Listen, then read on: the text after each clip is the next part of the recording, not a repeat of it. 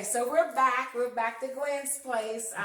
Very interesting. She's being transparent. She's telling us how she feels. She's sharing a lot, things that she's been through. Very, very emotional. And she went through some emotional, some verbal abuse. Let's talk about a little bit. Let's get into a little older.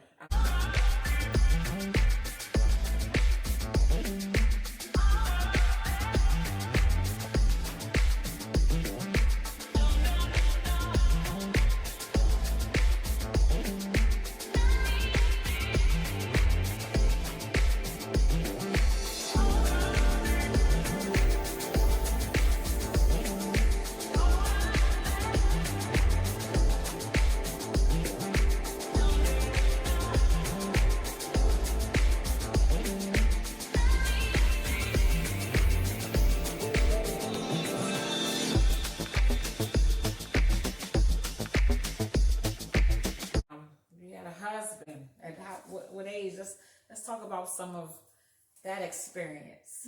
If you don't mind, sharing. We're here because we're helping somebody. Because you're cleaning the house. Yes, you gotta clean the house in order to make it look nice and neat inside. Yes, you are cleaning house. How was your marriage? How old were you? Husbandry. I believe I was 23. First time I got married. Oh, wow. And yes, I did say the first time. Right. Ignorance is not bliss, people. Right. But that's okay. I mean, you was in love. So I don't think, what happened? That's a whole nother thing, too. That's a whole nother thing? I don't think I've ever been, quote unquote, in love. It's been because, when I say that, I'm saying, you have an emotional attachment, right. But the way that the people treated you, there is no way that they loved you. And if I don't love myself, I guess I couldn't love them. And they don't love themselves, they couldn't love me. So what was this mess that I was in? Wow. Did y'all get that? You have to rewind that. Okay. I got it. So, wow. Yeah. The first husband, my mom told me when, mom disclosure, Gwen don't marry no man at no club. I lived in Delaware at the time. Okay. I went to Dover to a club called the Big Kahuna. Okay. And so we used to frequent. Right. And ended up dancing with this guy, and I don't know, one thing led to another, and somehow we started talking and then dating, and then I should have seen signs, but of course I was oblivious because, hey, somebody who was nice looking was giving me some attention. Right. So, I just filed 3 years worth of taxes. And they owed me for all 3 years. So I had 23, this money, whatever. Right. So, I'm an adventurous person. Well, you know that. Yes. I will go, I will try, I will whatever. Very adventurous. So this person was with me, and they were problems with their mom. They needed, okay, so we would go here, do things, and of course, they drank, they smoked, and each and every time they needed cigarettes, each and every time they needed beer, at whatever they needed. Oh, reliable Gwen was there. Not just loving the attention being lavished on me, whether they're not realizing it wasn't reciprocating. It was just always me give. Well, of course I'm gonna be happy if I'm giving you. Hey, that's the way of the world. You give it, I'm taking. So that went on for quite some time, and eventually, I don't even. It's been so long, I don't even remember. But he asked me to marry him, I guess, and I said yes. So I do remember the wedding day, and it was a justice of the peace kind of wedding. And things got nutty after that because responsibilities. And I was living with my sister at the time. So, you know, you married, you want to get your own, you want to do this, but he was not working, he was not whatever, and so we were homeless, we were living in a car in the middle of winter. I'm hawking TVs and hawking this so we could stay in these little cheapy squeezy motels, you know, got to be frozen in the winter and snow and whatnot. And, you know, eating out of cans, taking baths in the gas station, gas station bathrooms, and just okay. And I had prayed a prayer. My sisters told me, girl, don't you ever pray no prayer like that again. Right.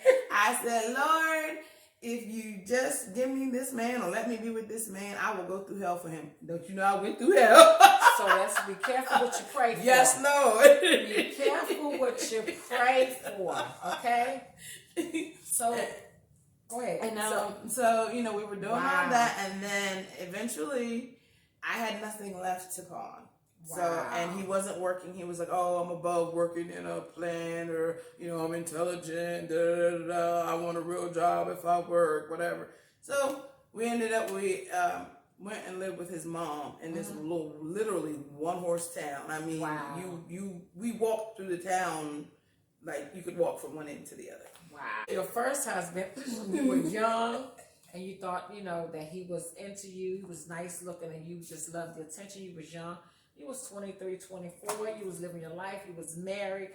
And another thing is, I truly believe that, well, I thought I did, men don't just ask you to marry. I think that's a hard thing for somebody to ask you to marry them. I believe that when they intend to hold true to what marriage means, it's a hard thing for them to ask. Right. When they're saying what they think you want to hear because they want something from you. Y'all hear that, right? Very simple, very easy. Wow. It's just like saying, you know, oh yeah, you know, all the I love you. I have come to the point of hearing I love you so much. I love you does not mean anything to me anymore. Oh, wow. What means something to me is how you treat me, how you act. Are you a person of your word? Can you keep your word? Wow. That's what I look for, because I hear I love you all the time, but I get treated completely the opposite. So I love you means nothing to me anymore. Wow. Y'all hear that? So we got to get Gwen back to where I love you means something, because let's go on to the next one, because that's deep. If y'all think about that, that's pretty deep. That you would say that, and I think that started from in the house. You know what I'm saying? Until you marrying somebody else, and then going to the next one. And his mom did not like me. Oh. His mom didn't like me because of the color of my skin, and she's just dark as I am. Right. And she told him, you know, so she kept trying to convince him to go to the military. Oh, you need to take care of your wife. You need to go to the military.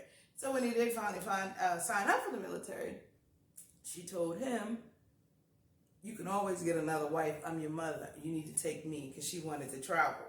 So he left for boot camp. And right before he left for boot camp, we got into some kind of argument about something. And he pulled it was physical. Right. And he pulled, like right today, you can tell it, he pulled like hair from my scalp. Wow. He pulled the hair out of my scalp. Wow. He went to the military, and, you know, I moved from her place, and I got my own place. So he went AWOL, and he kept calling me, and we didn't know where he was, we didn't know what was going on.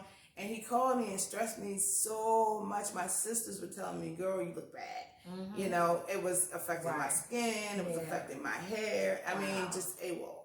Wow. He literally came and went 8 different times. And on the last time, I was looking through his bag for something. Because I was wondering, you're not there, you're not in the military. Why don't you want to stay with me? Why don't you want to stay with your wife? You know? And I found letters and pictures. Oh, you know, what they were doing and how. And so all that I had been through, I snapped. Right. And I got a knife. And I could have easily ended up in jail, right? Because it took the sister that lived in a different state an hour to talk that knife out of my hand, because he was up the steps, and there was only one way to get down, and I was at the bottom. I wasn't shaking. I was calm. I was going to.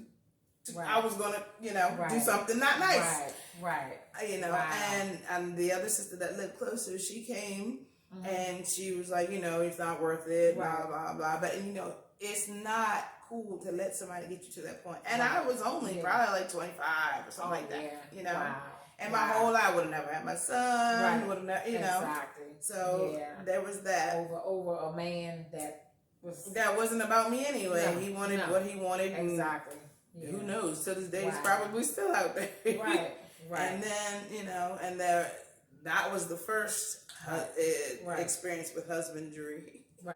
So I think we should go on and talk about your second domestic violence encounter. Okay. We can say that. Yeah. Okay. Well, did you have any signs of anything? Let me tell you. Okay. The second. Well, here's why I can say. Okay, let me explain it like this. Okay. To explain why it was so weird that it happened is that this person, even down to all of my family, knew that this was the man for me. They're like, she's found her soulmate. Come to find out, from the time I met that person until the time we broke up, they literally was stepping out. Oh, wow. And we had already separated. Right. When the second domestic physical altercation happened. Right. And they were looking for some money. $4 from my son's piggy bank. And I wasn't having it because it's my son's piggy bank and you're not already helping, you're taking. Right. And we started arguing in the house. Somehow it ended up going outside. I do not remember for what. It's been a minute. Right. And we went in the trunk. I don't know what I went in the trunk for, but there was a folded lawn chair in the trunk. I don't know if maybe they were asking for some of their stuff or something. Right. But one of the things in the trunk was a lawn chair. And they took it out and they did this and it busted me in my mouth and it busted out my front teeth. Wow. Your front teeth? Busted out my front.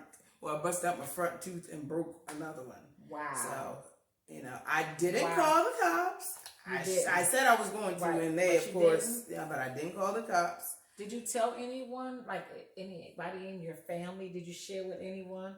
I did, but probably like one or something like that, because then at that point, shame falls on me. I had to go to work the next day. What am I going to do? We weren't married. We weren't wearing masks then. Wow. And so that shame falls on me. It fell on me because you think I'm stupid. I'm dumb. Why did I let this happen? Why, and it should not have been my shame. Right. But we do get it. We do. Yeah. We just talked about that too. Like, why are we so embarrassed? And that comes from you having someone in your life, like you said, one or two people that you can trust, that you know that you can go to them and they're not going to say, oh, you dumb, oh, you stupid for being with him, oh, you this, I would not be with him, he wouldn't do this to me. We don't need those kind of friends. We don't need those kind of family members.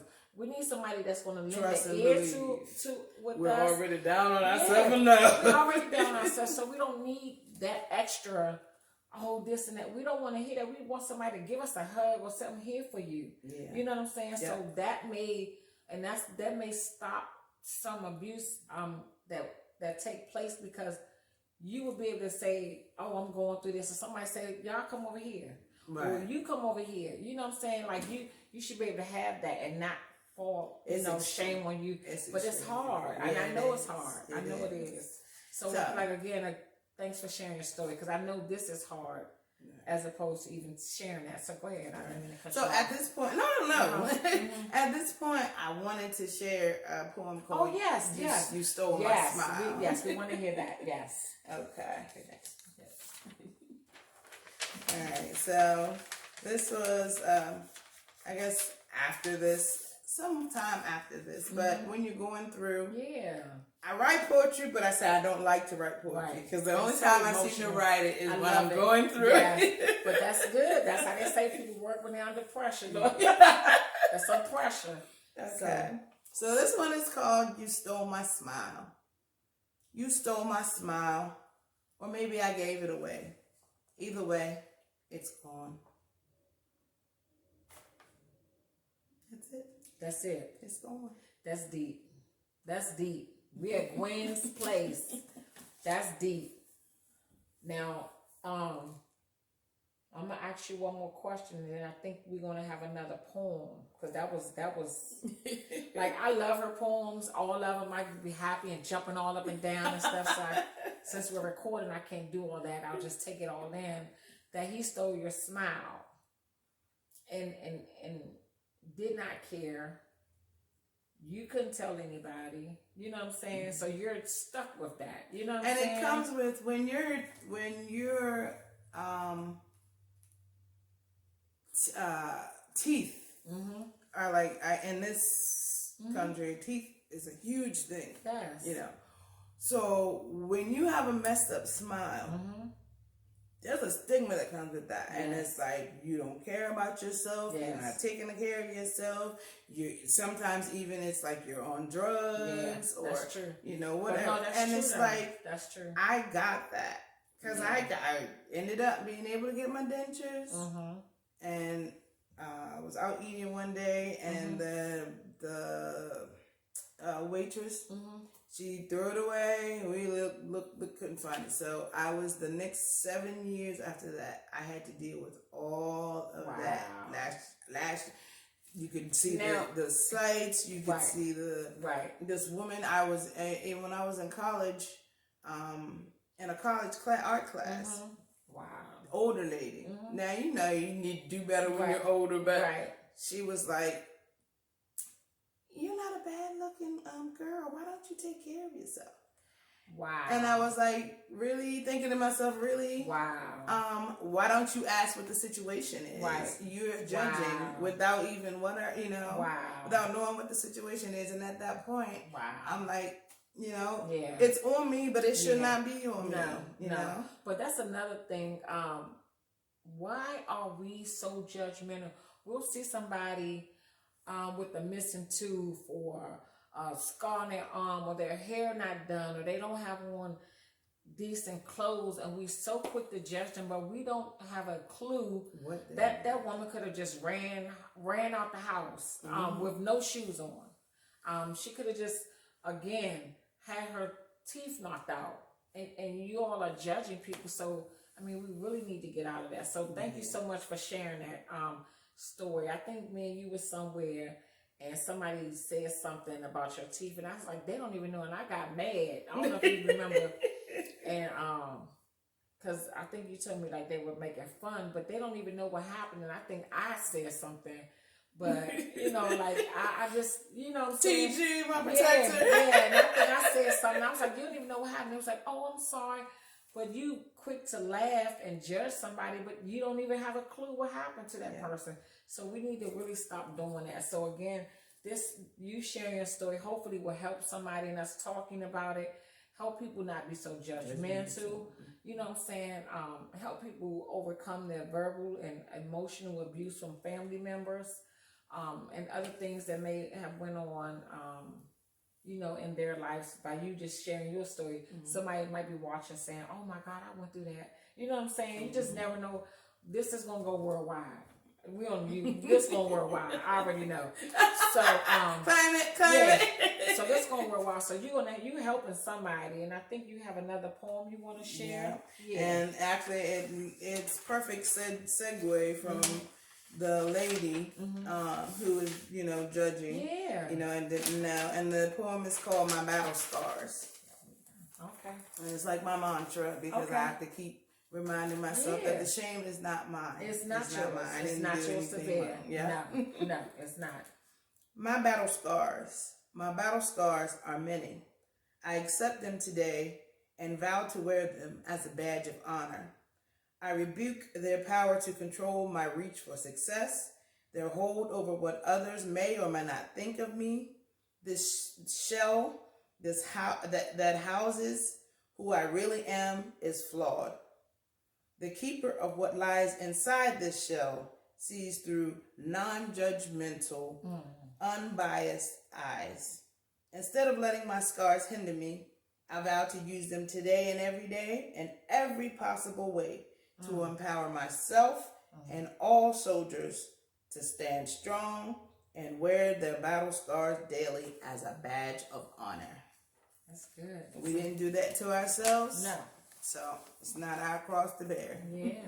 So I don't know if you want to touch on anything else. I'm through with my notes. Okay. So I think we covered a lot during this segment. I think we're going to come back maybe another day or so and do something else. I'm not sure. Okay. But if there's anything you want to add to Gwen's place and your, sharing your talk about domestic violence and, the verbal and emotional abuse that you dealt with growing up.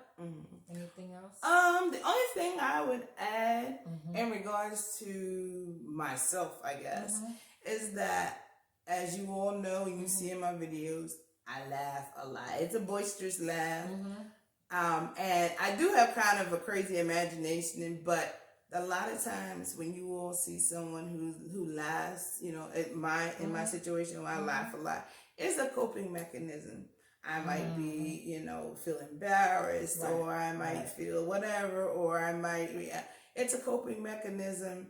And, people will tell me, oh, I love your laugh or whatever. And I'm glad that some can see it that way. But like, there's a lady on one of my jobs and she's like, you laugh too much, or, oh, what do you find so funny or whatever, so it's always, no matter what you do, no matter what you go through, somebody gonna have something to say. But I always tell them, when she says stuff like that, I always tell her, okay, well, I'd rather laugh than cry. Exactly. Because trust me, it's enough. I have enough I could cry about all the time, but what is the point? Exactly. Things happen, and I respect my parents, and I know they did the best they could do for, what they had and when they had. But this is, I just want, this is for me. Yeah. I want this baggage off of me. I want to know, honestly, I want to know, and it's going to sound crazy, but this is the question that I ask all the time. What is wrong with me? I want to know what's wrong with me. Why do I keep attracting, domestic, emotional, unavailable? Why do I keep attracting that into my life? That's not what I want for me. And that's surely not what I want my son to see and say, oh, mom went through it. This must be the way a relationship really is. Nope. Don't want that for him. Exactly. So I want to do something about it. And the only way I know to do something about it is to face it head on. Exactly. And I've been trying to, like I said, do the behind the scene things, but facing it head on when other people will get involved. You're going to probably get naysayers, but at the same time, you may get someone who, say, hey, blah, blah, blah. And then who knows, a light might go up. I don't know, But at the end of the day, I just want to say, I just got to take it one day at a time and always keep putting your foot forward. And if you fall back, you got to get back up and try it again. And for, I know there are way more horrible stories with domestic violence than just this, but, everybody has their struggles. Everybody has their struggles. So, and your story is no less than somebody else's story. But there's nothing wrong with you. I just want to tell you that there's nothing wrong. I see a beautiful queen. You got your queen. I'm blessed. I'm trying to read. But I see all this beauty, and I'm strong. I'm kind, and I'm humble. So that's you. So there's nothing wrong with you. So don't think that. So I think that's number one. Get that out your mind that something's wrong with you. There is nothing wrong with you. And so by you talking and doing this, and you do more talks, you'll realize that it's nothing wrong with you. And once you start loving yourself more, you're going to attract the right person. Because I think it's just a pattern of that coming up, what you attract. Mm-hmm. And once you get out of that, and be like, mm-mm. Like this is a start, because you never shared this, correct? No.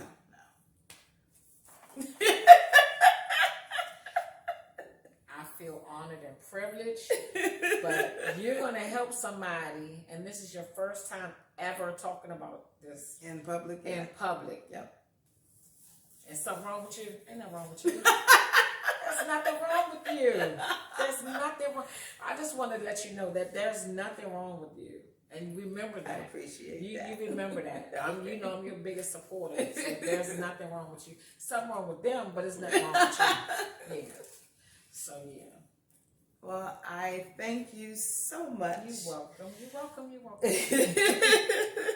Well, that's it for today, you guys. There will possibly be more talks, but just keep coming back and see what we have to offer here at Gwen's place. And please go visit. I will let her explain where all of her stuff is and how you can contact her, and you can donate to her organization if you like, or maybe if they do community work, sometimes you can help with her, but I'll let her explain that. Oh, well, so I have an organization, the Tina Grimes Foundation, and we focus on domestic violence awareness. We promote self-esteem awareness, and this is good. By her talking, it'll build up her self-esteem. We focus on obesity. We focus on homelessness, bullying, all these things. Either I've been through it, and so that's why I set up the organization to give back to people that that I know they're going through something just like I am. So you can go to Facebook, and I am Tina Grimes on Facebook, and follow me that way. And I do a Zoom on Fridays at 7 o'clock. I don't have the Zoom code, but if you go to Facebook and follow Tina Grimes, you can get all my information on Instagram. I'm author Tina. I'm just author Tina Grimes, I think, on Instagram. So thank you so much, Gwen. All right, I appreciate thank you. Thank you. All right. Until next time, guys, let's see if I can remember this. I haven't said this in a while. Remember to smile because it's contagious. Remember to love and forgive because the Creator has done so for us. And remember to laugh because it is good for the heart. Okay. Until next time. Bye, you guys. Bye, you guys.